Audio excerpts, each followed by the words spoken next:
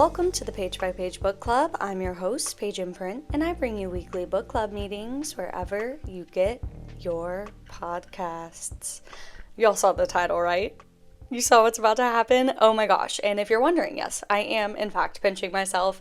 I am over the moon, elated, and so grateful to be inviting the one, the only, Catherine Cowles to book club today. If you're wondering, Catherine is the complete and utter delight that you think that she is. She is sunshine personified and just such a lovely, incredible soul. And it was such an honor chatting with her about her author career and the course of her past few series, and of course, the release of her brand new book, Across the Vanishing Sky, the first book in her brand new series, Starlight Grove. So I think that's enough from me. Without further ado, Catherine Cowles, welcome to book club. Thank you so much for having me. I'm so excited to be here. I was just telling you, I could not be more over the moon. I have gotten request after request, especially in the past few weeks, saying, is she going to be there? And I said, I don't know. I know nothing of the sort. I know. What could happen? Anything. I know. The suspense is just, we're on the edge of our seat. And I again, could not be more grateful for your time and for you to be here and to chat about your new release, Across the Vanishing Sky. Brand new series, brand new book. And we'll get into it. Fear not, everybody. But if you've been here, you know, I like to start with a discussion of villain origin story. For authors, it's how did you get into reading? How did you get into writing? So Catherine, what is your villain origin story as a reader and an author? I love it. You know, thinking about that question, I'm like, when did my reader villain origin story start? And honestly, I've been a reader for as long as I can remember. I have memories of like both my parents honestly reading me like chapter books, and like my mom and I have a thing about Little Women. She read that book to me. Like I have so many sweet memories of that. So like really early on, and it just kind of never stopped. I was obsessed with anything I could get my hands on, and as a surprise to no one, I loved the mysteries like Nancy Drew. Like when I was reading Babysitter Club, I wanted like the mystery ones that were like way longer, so it tracks for me. So that was kind of my reader origin story. And writer, honestly, like several years after college, I got back into reading and found romance and just fell in love, and was such a fan of indie romance, especially. Like I really found a lot of stories that I loved in the indie space. And it just so happened I had a back injury. I got bucked off a horse, which was a crazy experience. And I was laid up for quite a while. And I was having a hard time sleeping. And so I was just like consuming every book I could find. Like I binged so many series. And I was recovering from that injury, recovering from a surgery. And I was like, you know, if there was ever a time for me to write a book, like this is the time. I'm not working right now. I'm like, let's just see if I could do this. And I was like, I want to write one book. And like, if I hate the experience, I never have to do it again. But I loved it. I just fell in love and never looked back. So amazing. That's so incredible. And my next question, you've kind of already answered, but having written just about 30 romantic suspense books, was your intro into romantic suspense? Indeed, do you have any recommendations from those early times for readers to dive into? So, you know, I read super widely when I was getting started. There were so many that I loved, but I have been a Nora Roberts fangirl basically forever. She is just the queen to me. Her romantic suspense is just, I love it so much. Like I could honestly read her write the phone book, truly. Yes. There's something about her writing style. So she probably is my biggest influence, I would say. She is just the way that she weaves, especially like a family saga too, I think just has really, unreal. She is next level. I love her so freaking much. So, oh my gosh. But in terms of the indie space, this is later on that she started doing romantic suspense like fully that I was reading. But Samantha Young, who is just like, I remember viscerally, she sent me, we were like just starting to be friends a little bit, and she sent me an arc of Here With Me. And I read the first chapter of that book and I was like, dang you. Like, I'm like, why do you have to be so good? Like, I was just like, Unreal. the characters were so fully formed. It was so rich. Like, I love that Yes, series so much, the Adair family series. Like, she is such a talented writer. I love she her. is. Also, Mia Sheridan. I don't know if you've read Where the Blame Lies and Where the Truth Lives. Oh my goodness. I was like, Unreal. this makes me want to be a better writer. So I I love love when those that two. happens. Oh Yes. my gosh, that's Yes, amazing. And I've young. told you before in our past interactions, I started reading Samantha Young because of you. I had just read back to back Lost and Found and Tattered and Torn, and I didn't even have a bookstagram at the time. I was just enjoying reading. Mhm. And I went to your Instagram and you just happened to be doing a Q&A and suggested um, there With You by Samantha Young, Yeah. book two in the Uh-huh. Adaires, and So that good. started my journey with her. And You're oh, it's welcome. so fun. Yes, thank you, thank you, thank you. I mean, like, and it's been so fun now to get to follow along both of your series, and both of you have new suspense series come out. It's so exciting. So I love that. Kind of piggybacking off of this recommendation conversation, I try to give book club required reading. There's required reading with this book club. If you had to make this book club have required reading, do you have any recs?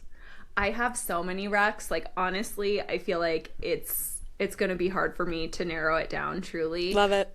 We have to put a Nora book on there, obviously. So I Must. am going with The Obsession. It's a little Okay. darker, but Fun. I absolutely ate that book up. I reread it probably every other year, honestly. Like, I just love Amazing. it so much. So that definitely the Adair Family series by Samantha Mm-hmm. Young, 100%. I also am such a huge fan of Little Lies by Helena Hunting. Mm-hmm. It Okay. has like a little bit of suspense at the beginning that Sure. kind of is the, I don't know, backstory for the characters. And Sure. her character development in that book is just Yeah. phenomenal. I love it. I Love. also really love, and this kind of is like suspense, but in a little bit of a paranormal realm, the Mm-hmm. Psy Changeling series by Nalini Singh. It's Okay. so good. It's such a unique series, and I just love it so much. Yeah. And then I'm trying to think about like different like subgenres in romance. I love for historical Never Seduce a Scot by Maya Banks. Yes. Impeccable. I love Classic. it. Yeah. She's wonderful, and I loved The Charlie Method by Elle Yeah. Kennedy. I love that series, but that was Yes. probably my favorite book. But ask me a different day and I might change my mind. Sure. So Okay, I love so it. many. Everyone, write it down. I Get your Goodreads know. shelves ready. Catherine says, I love it. Okay, switching gears a little bit, back to romantic suspense, getting a little meta. We're going to zoom out a little bit. What to you makes a good romantic suspense? You know, it's interesting. I've thought about this a lot because I think that it's hard to keep people on their toes when you've written a lot of books. And so I Sure. think you have to start experimenting with different types of surprises and twists. That's Mm-hmm. not always like, oh my gosh, I'm so shocked at who the bad guy is, although that is Mm-hmm. so fun. And I love, trying to do that. But I Sure. also like other little surprises along the way. It could be, the why behind it all. It could be how things were Mm-hmm. connected. It could be that the hero and heroine, like, their kind of origin stories overlap and we didn't know, Sure. until the climax, all these different sorts of things. But I think there are two really, really important things about a good romantic suspense. One is you have to care about the characters, like, you have to be invested in their journeys. And number two is just that it has to keep you guessing. It can be in Mm-hmm. whatever way, but you have to have that feeling at the end of every chapter. Oh my gosh, I need Yeah. to know what happens next. Yes. The page turner element of it is Exactly. absolutely so integral. Do you have to plot pretty heavily? Are you more of a pantser? Do you have to plot to get, your red herrings and all the things? I am the opposite of a pantser. I have Okay. to plan out absolutely everything. Like some of my Love it. friends, it just makes them laugh so much. Yeah. So I when I'm getting ready to start a new series, I will kind of plot out loosely the series overall. So what's going to kind of happen in each book, maybe who the baddies are going to be, or at least who the characters are, what I'm kind of leading them through. Mm-hmm. And then when I get to the book itself, when I sit down to plot that book, I am writing down my baddie, I'm writing down the red herrings, and then I'm actually plotting chapter by chapter. And I have started to really be able to feel like, okay, we've had a couple of chapters that are more focused on the romance. It's time for something to happen now. Like, what's going to happen to kind of like throw everybody off center a little bit. And then I plot the whole thing by chapter, scene by scene, and then I start writing. Amazing. And I feel like that process has to be kind of fun. It's like the meme where he's like pointing everywhere with the red. Like, I have this giant bulletin board in my office, and usually like if I'm just in the beginning stages, I'll put note cards up there, and then at some point I clear off my dining table or my coffee table, and I actually move things around of like, oh, actually I think this needs to happen earlier or later or what have you. And it really is like doing a jigsaw puzzle, which I love. Yeah, I love that. That has to be so fun.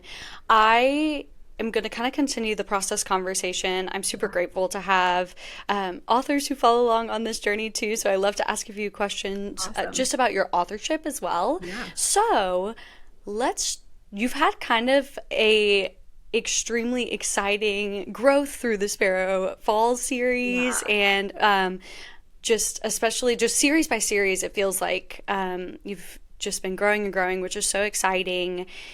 And I would love to know if you could have coffee with yourself. It could be 3 years ago, 5 years ago, or a time in your author career that it would be the most meaningful. What would you tell her? So there was a year where I felt really stuck.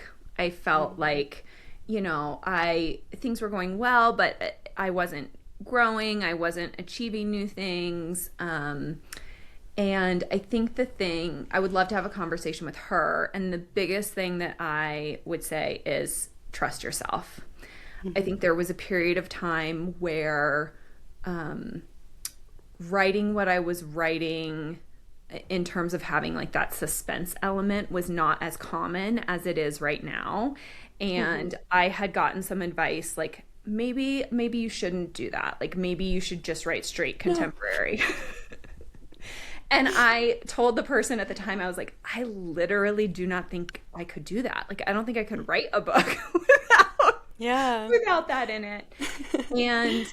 And same goes for like my prologues. Like there are schools of thought out there that's like, oh, don't do a prologue. Like, people don't want to see that. They're not invested in that. I want to see it.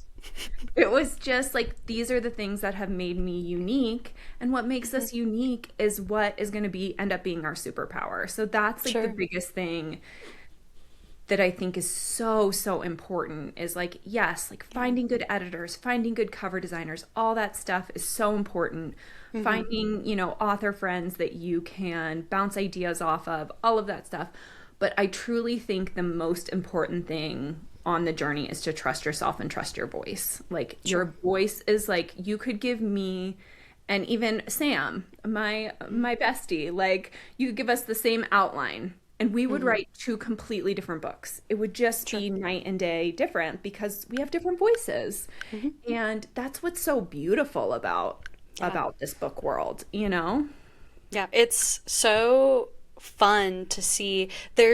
Especially in the age of tropes, a book could have bar for bar the exact same tropes, and the stories being so different is so fun. Like, I love to see it. And I tell people all the time when I'm chatting with authors, I'm like, you're the only person who can write a Catherine Cowles book, literally. Yep. Everyone else could like market for you or make a graphic or what have you, but no one else can write the book the way you can. And like, how empowering and how special to have that art form. I just think it's so beautiful. Exactly. So I love it so much. Yeah, it's amazing. If that's kind of your moment of like resurgence for yourself, if you could kind of give her a boost. Yep. On the flip side, what are you most proud of, accomplishment wise, or just, making it through that time and putting out another book when you felt down? Anything in between? It's been interesting because there have been things that have happened, especially in the past like year or so, that I never in a million years thought would have happened. Like if you could tell baby author me that, I would hit the New York Times or #1 on Amazon, things that I just did not think were in any way in the realm of possibility. Like those things are incredible and so special and so wonderful, and I don't diminish them at all. No. But there are things that have come to mean more. Yes. And I think it's super important to hold on to them. And some of those things are, one is, I feel like the community that I've built, I feel like very, very lucky that the people around me and the readers that are kind of in my close sphere, they are kind, they are generous, they are kind to each other. Like that has felt so special. Yes. Also, just some of the experiences that I've gotten to have this summer when we were in Montana. I got to meet one of my very favorite authors, Kristen Ashley, who another romantic suspense gem, by the way. Love it. I had read her books when I was going through a really hard time. And I got to meet her for the first time. And she knew who I was. She was like, "You're doing so amazing." I almost cried. I was shaking. Of course. It was just the most special experience that I got to think to myself, this is somebody whose books pulled me through a dark period. I'm getting to meet them as a colleague, as, somebody who we're sharing the same space. That is so incredibly special. And then when you take it a step further, when people send me a message that say, this made me feel seen, this made me feel understood, this got me through a hard time, that cycle to me is the most special thing about all of this. Yeah, it's so, I think the most fulfilling author careers that I've spoken with people about are when they've been able to have definitions of success outside of kind of those metrics of, lists and numbers and placements, and defining their success in addition through other, because when we think about legacy and how we'll remember our experience in those communities and those kind of things, I think a lot of it doesn't have to do with ranking or listing or what have you. And the people... There's that saying about, like, people remember how you make them feel. Yes. And I think that's what I think about so often is the people who have made me feel really wonderful, and then hopefully having that come back to my readers and the people that I'm interacting with. I love it. You literally read my mind, because my next question was, if there's something you wish readers would take away from your stories, what would it be? And I think the biggest thing that I hope readers take from my stories is that you're stronger than you know. You can go through the hardest moments and make it out the other side.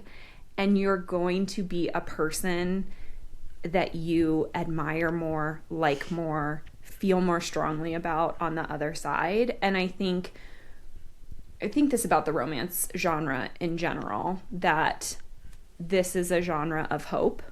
We can write these stories where the worst can happen in it, but we're going to get that HEA at the end. And it's one of the reasons why I love this genre. But I think my books in particular, I talk a lot about past trauma, struggles, especially like in the mental health sphere, self-worth, things like that. And those are just issues that I'm never going to stop writing about because they're just really important to me. Absolutely. And the opportunity we have in fiction to experience empathy and read stories outside of our lived experience and learn about other people. I empathize with people that I previously had a lot of difficulty relating to in my life because I've read stories from POVs that felt like That are them. different from you. Yeah, it's Yeah. such a blessing. Like I love truly. that. Yeah, I'm so I grateful for agree. those stories. So, lifting out of it, this is a little less serious, but it could be very serious. You could say this is very serious. Are there any Easter eggs that you have left that people haven't noticed or you wish people would pay attention to more? I don't know that there's anything that like hasn't been found. Sure. The most fun that I had was in Sparrow Falls leading up to Kyan Fallon's book because It was so when I exciting.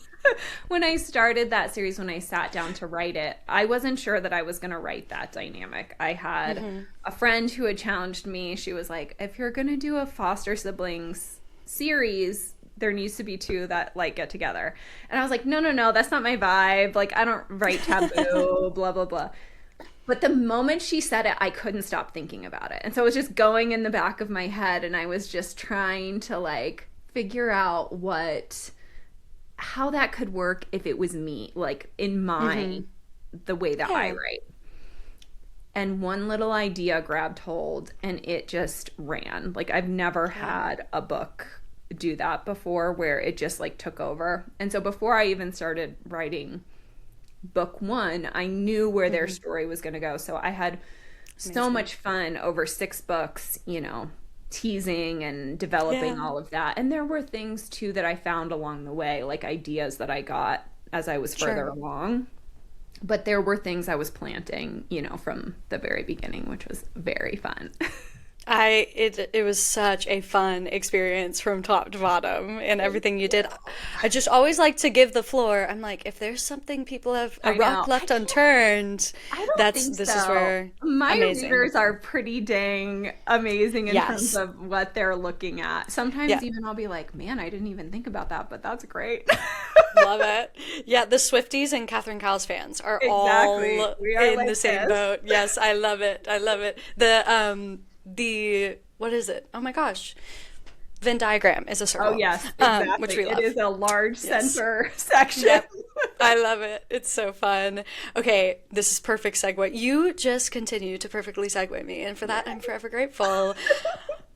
Before we jump into all of the excitement with Across the Vanishing Sky, I would love to chat about Sparrow Falls and just it was so beloved by the community, and I know a lot of people would be so bummed if I didn't bring it up on our during our chat. Yes. So, how has it felt now that the series has come to an end? Bittersweet for sure.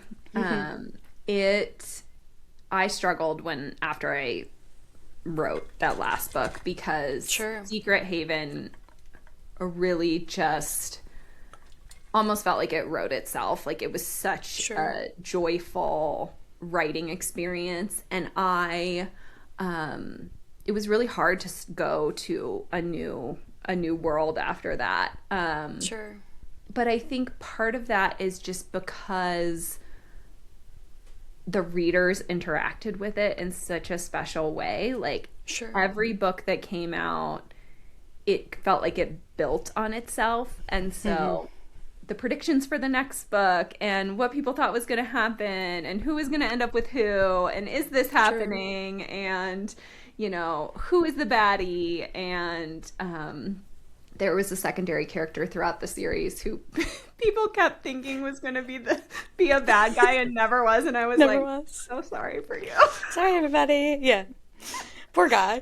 Yeah, I know. So Yeah. that kind of stuff I just find so fun, and I think it'll always have a very special place in my heart because, and even in my mind, like there's an aesthetic to it. Like it feels like the Lover era for Taylor Swift, those kind of like Yes. bright colors and fun Yeah.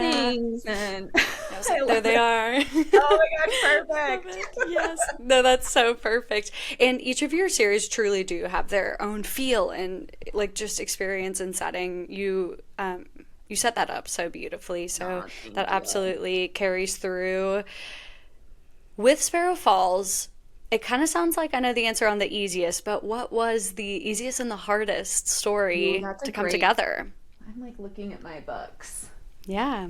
Um, Or is so it the all a easiest breeze? was Secret Haven for sure. I think the hardest of two answers to that. One is Fragile Sanctuary book one, just because book ones are hard. You're in a new Sure. world, you're finding your footing, you're trying to figure out what the vibe is going to be. Yeah. And it's really easy to second guess. So I think that Mm-hmm. that had its own challenges. And then um, when I was working through um, edits on Broken Harbor, I was unsure about the climax. Like I was like, Sure. is this? I was trying to kind of do something a little different. Mm-hmm. Plug your ears if you've already read, but or if you haven't read, I mean, Mm-hmm. um, I wanted it to be somebody that wasn't out of left field, but I wanted the reasoning to be the shock. Love that. And I second guessed that a little bit because I was like, Mm-hmm. oh, people expect to have no clue like who the baddie is. But sometimes it's good to know because it keeps people on Mm-hmm. their toes across all books. And it's just a different flavor, you know? Yeah. So, but I did struggle when I was like reading through. I was like, is this the right way to do it? And I'm Yeah. really happy with how it turned out. So, As you should be. It was phenomenal. thank I you. just love them. Um, oh my gosh. Okay, and we got a lot of crossover meeting our MMC and Across the Vanishing Sky Yeah. decks. Was that fun to kind of Easter egg and hint at what was to come? It really was fun. I love doing that. Like obviously I love Yeah. planting the little Easter eggs of what might be, ahead and thinking about, okay, what about this character is going to make readers be like, "Oh my God, I can't wait for his story." Yes. That is really fun for me. But I'm building his character as I'm writing this series. I haven't written his book yet, so I don't know everything. So I can sometimes back myself into a corner. I've done it before where I Sure. was like, I was like, why did I write that? Because now I can't do this other thing. Thankfully, Yeah. that did not really happen with Dex because but it's funny. It's like every little thing you write, you get another piece of the character. So like Yeah. I knew he had family damage, but I didn't know what until I got like Sure. further on in the series. Yeah. I love that. Do you feel like your characters are like just people in your lives to an extent, or are you able to compartmentalize? It is interesting because in some ways yes and in some ways no. I will tell you that I have to write them to figure them out. This is Sure. almost always true when I'm working on a book. So I just finished another book in the Starlight Grove series, and the thing that was so interesting was like about 20,000 words in, like it was feeling good, but there was something that wasn't quite right about one of the characters, and I was like 20,000 words in, I realized exactly what it was. And I was like, oh, I've got this now. Of Like, I know course. what this is. And like, then I had to go back and self edits and kind of make some little tweaks. And Yeah. it had to do with his motivation and stuff like that. But I have to put my characters through stressors to know who they Sure. are. Like, how would Love they that. react if this happened? Mm-hmm. And because I've done work ahead of time in their characterizations, Sure. that's how I really like figure it out is Yeah. once I'm actually putting words to the page.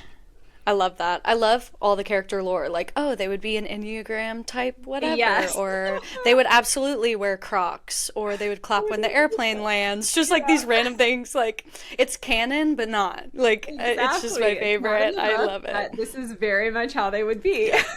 I love it. I think I just get a hoot out of Yeah. those little tidbits when authors drop them. So, absolutely love that. Okay, well, let's just dive into Across the Vanishing Sky.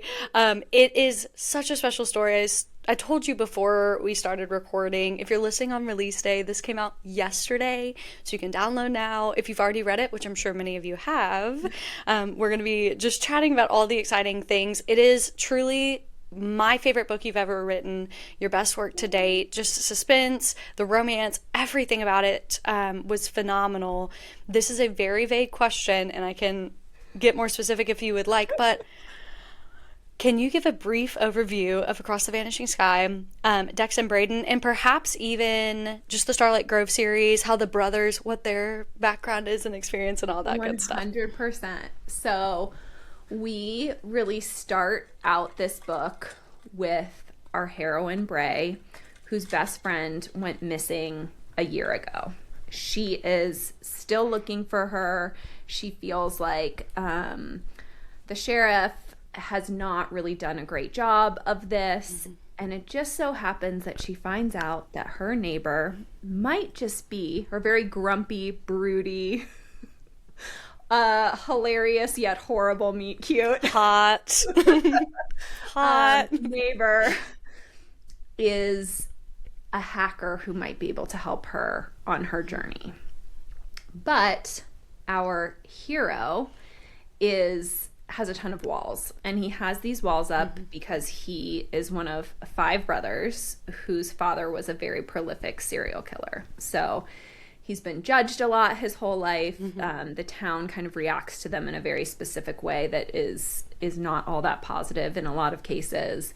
And I think the idea for this really came from past books, to be totally honest. I had written so often somebody being impacted by, a violent crime or a death, but I hadn't ever looked at the other side of that. Like, what about the loved ones of the murderer? Like, what is their life like? It's a different sort of trauma. And so I got really excited about trying to explore that a bit. It truly, the motivations behind both Dex and Bray were so potent and powerful to me. Specifically, like, Bray's just the sisterhood between her and her best friend. And it's so, so special to, like, care about someone deeply enough where she's like, I know in my soul, in my gut, she's here somewhere. Yeah. And to never give up.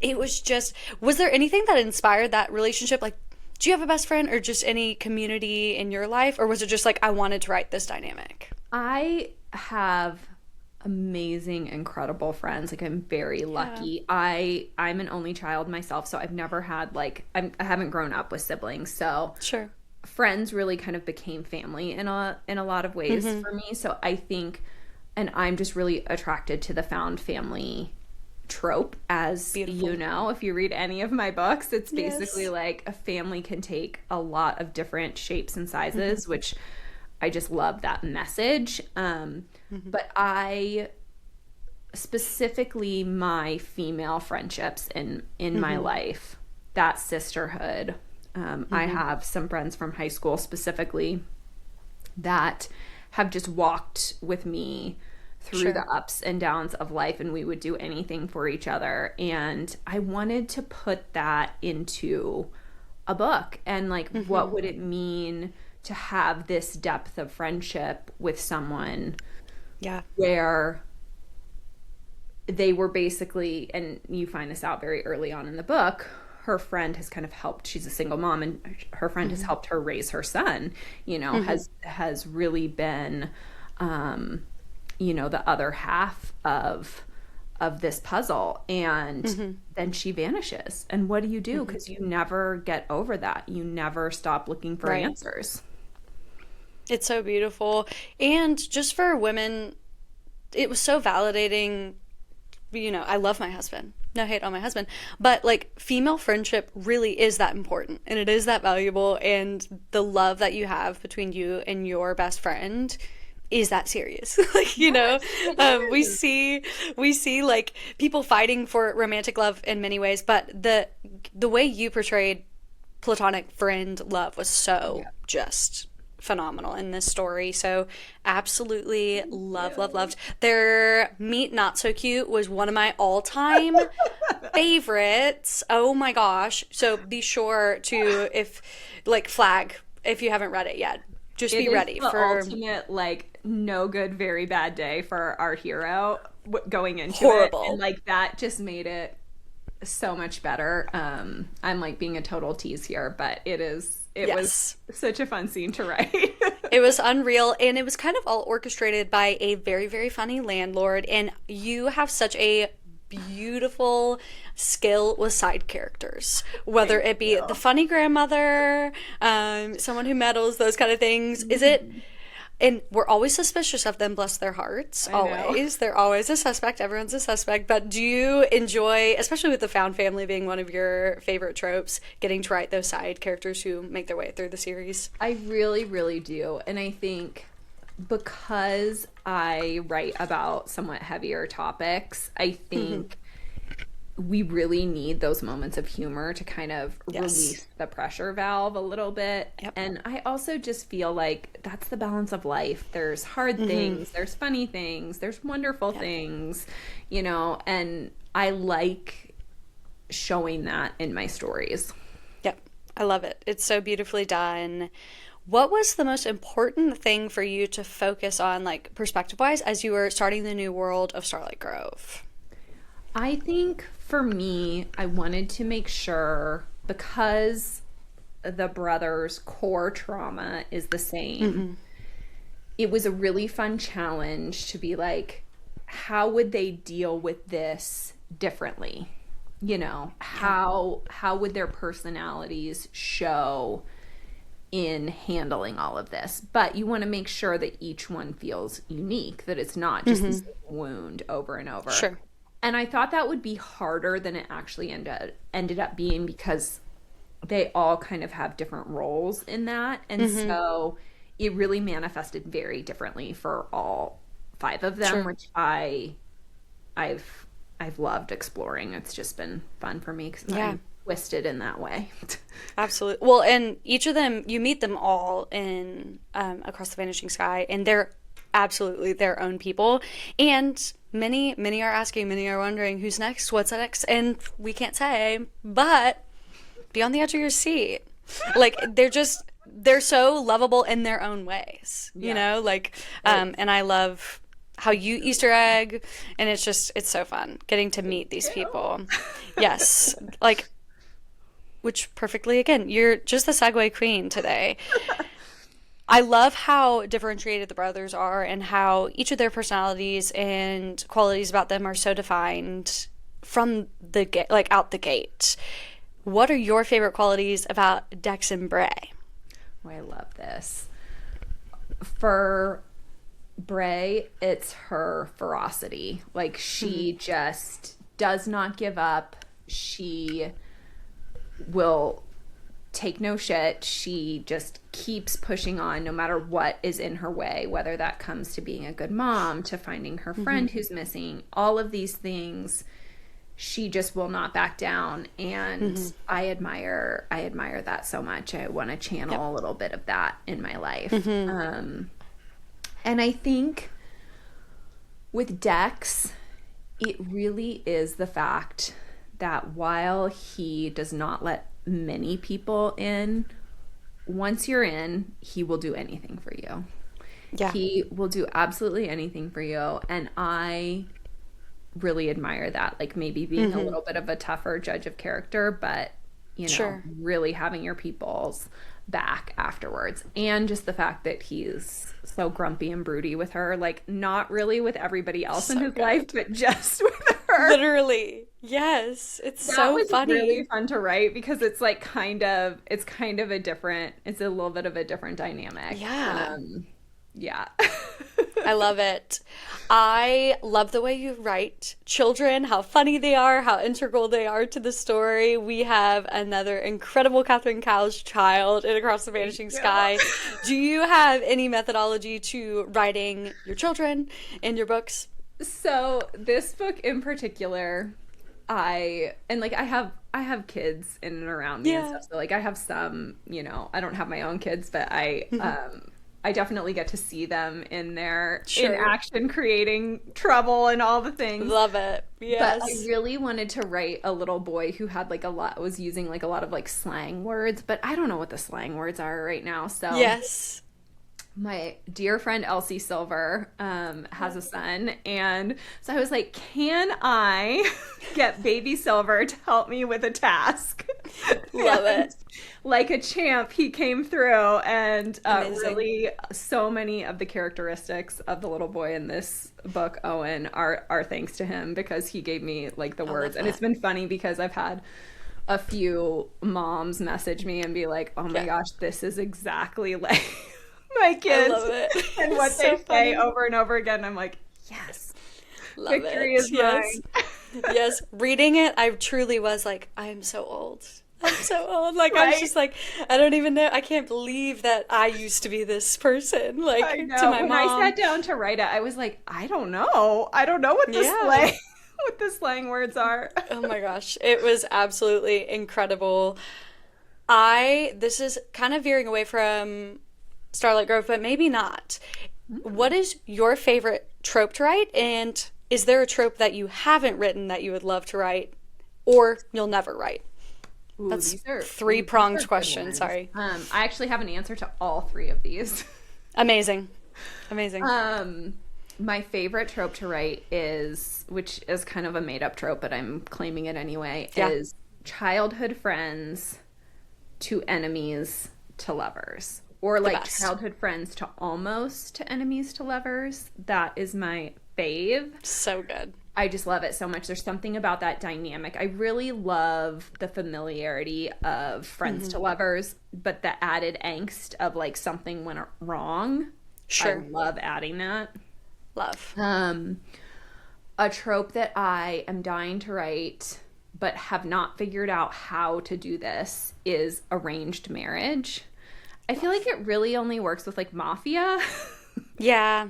Yeah. But I love that setup, like being forced together in that way, more than just Wild. like a marriage of convenience, something Yeah. more. So if anybody has any genius ideas out there, Yes. send them my Love way. it. I would love to do it. And then the one trope I will never write. It's funny, I was talking to Laura Pavlov about this the other day. Bully, because I cannot handle the hero being truly mean to the heroine. Yes. No. I literally will curl into a ball. I cannot hang. Yes. I'm the exact same way. I'm like, there's like that and like cheating. I'm like, I just don't think I could do it. I don't think I can do it. Yeah, I'm not gonna make it out. Oh my gosh. Is there? And you can say like, you'll just have to find out. Is there a trope that you haven't written yet that will be hit on in Starlight Grove? Trying to think if there's one that I have. I've written like You've most hit of them. them You've hit a at lot of this them. Yeah. at this stage. It's hard So to have a rock unturned. I'm trying to think. I don't think there's any brand new Yeah. ones. Although I'm Yeah. not done writing the series, so you never know. Who's to say? Who's to say? Arranged marriage is still on the I table. know it's still on the table. It's always on the table. Oh my gosh. So, how are you feeling as you're stepping into a new series in your author career and stepping into a new project in general? We've kind of touched on what it's been like, but how are you? I think I am a total mix of emotions. Also, my dog just sighed so loud at Love that it. question. He's like, Rose said, "How do I feel? This has been hard Yes. for me." He's like, said, I've been asking. I've had to cuddle with her while she's been Yes. angsting over these Love books. it. Um, it truly is like the 100% honest answer is I'm two sides of one coin, which is one Sure. is like so excited, like the early reactions to this book of like the early arcs that went out have just been better than So I could have good. ever hoped for. So like so excited. And then on the other hand, like I'm nervous. Like this is a new Yeah. world and you have to convince people to kind of come along to this new place with you. Yeah. So that's nerve-wracking. So I Absolutely. think it's always a mix of both, but I also think that tells you that you care, you know? Absolutely. So I think that's just the price we pay. I love it. That's so exciting. Well, as I mentioned when we got into Across the Vanishing Sky, it's out now. It came out yesterday. So if you haven't read it yet, be sure to pick it up. And I didn't ask you this before. So again, you can say no comment. My team says no. Is there anything you can tell us about what comes next? I'm sure people close the I book and they're saying, can tell Catherine, what's you- happening? I can tell you the brother that is next is Cole Yes. Archer. our So single exciting. dad. And I can tell you that his daughter, Skylar, who you meet in book one, A I'm pretty delight. sure is my favorite character in all of Starlight Grove. I'm so excited. She was so cute and funny I in know. I Across the love Bridge to her the so Sky. much. She Yep. is two sides of another coin. She is like Yes. half princess, half commando, and I'm here As for she that should be. energy. Like As 100%. she should be. I love it. That's so exciting. And you've done something really unique with the audiobooks on this Yes. series as well. Can you speak on that a little bit for all my Yes, I audio would love girls? to. So I knew I wanted to try duet narration with this new series, which basically means that the male narrator reads all the male parts and the female narrator reads all the female parts. So it's a little bit more like Sure. listening to a TV show or a play or something like that. And when I decided to do that, like far too close, honestly, to when we were starting to record, I sent a voice memo to my producer and was like, hey, what would you think if the brothers played their roles like throughout the entire series? Which means Cole will always play Cole on all 5 books and like so on and so forth. And she was like, let me see if I can make it happen. And she did because she's a miracle worker. Amazing. And that has just felt so fun and special because like we're Yes. reading the group, we're listening to the group text messages that you Yeah. know get in the pages and just their conversations. And I think So the fun. other thing that's really fun is that it's giving all of the voice actors their backstory throughout the entire series, which is so fun. So Amazing. they've read all of those scenes, they know all of those parts, they know what their character has been through, Sure. you know, throughout the series, which I love. Sure. It's so fun. I eyeball read it the first time when I got my like paperback back way Uh-huh. back, and then I got my audiobook yesterday, and I'm doing a reread, and it's been so fun Oh my gosh, I to love listen to it. the audio. It's just phenomenal. So if you're an audiobook person and haven't, or if you're in the middle of the book, dare you say, Yeah. just download the audio. I It's worth. know. It's so much Get a fun. little ad. Yes, so much fun. So that brings us to the conclusion of all of my questions, All which right. you've just been so gracious and kind with your No, time. thank I'm you. just This so has been so grateful. fun. Yes, but I always like to say at the end, you have a captive audience here at Book Club of Catherine Cowles fans. Is there I love anything you would it. like to say to your people who are I here? think the biggest thing I would like to say is thank you. It's not very often that I get to express that, you know, just to everybody. And Sure. I, this career has been such a dream. I've gotten to do things that have just been some of the highlights of my life, and that's because of all of you. And I do not take for granted the time, energy, resources you put behind me. And thank you for reading, for recommending, for making posts. Like all of that really does mean so much. And I appreciate all of you and thank you. Thank you for being part of my community. And Ro says thank you too. Oh my goodness. Well, it's an honor and a like truly a privilege, and thank you for everything you do and you write, and for giving us such incredible stories. We're so grateful for you, and we'll have to chat again at some point, Yes, I would love as it. we continue on in the series and meet new characters and all of that fun stuff. But be sure to check out Across the Vanishing Sky if you haven't yet. There's a ton of incredible, beautiful special edition versions out there between Target and Indigo and all the things. So be sure to check out all your options for covers as well. And it's available on Kindle Unlimited Audio, all those places now. Catherine, thank you so much for being here. Thank And you for I will having me. see This you was all so in the fun. next one. Yes. Oh my goodness. Goodbye, everybody. Yes. Bye.